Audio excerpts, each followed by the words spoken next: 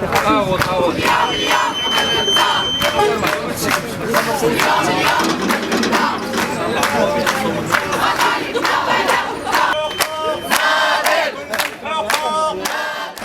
حيت كاينه واحد المعاناه ديال ممرضي التخدير والانعاش على مستوى مستشفى الليمون.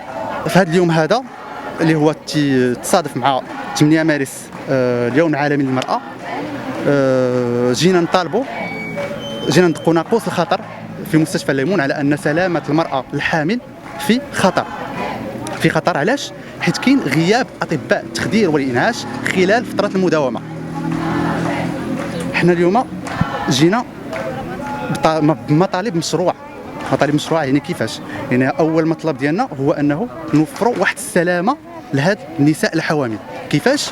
تنطالبوا المديريه المركزيه انهم يوفروا لنا بحال المستشفيات الجامعيين كاملين اطباء مقيمين، يعني اطباء تطور التكوين في التخدير والانعاش، باش يوفروا خدمات صحيه ذات جوده عاليه لهاد النساء الحوامل. احنا كمكتب نقابي محلي بمستشفى الليمون التابع للاتحاد المغربي للشغل قمنا بوقفه انذاريه احتجاجيه كخطوه اوليه للمطالبه بطبيب التخدير والانعاش.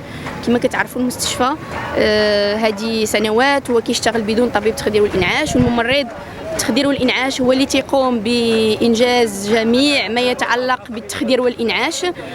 دونك نتمناو ان الوقفه الانذاريه ديالنا تعطي أكل، والمسؤولين يحاولوا يلقاو لنا حل فوري وجذري لهذا المشكل اللي كيمس بالأساس بسلامة المواطنات والحوامل. شكرا.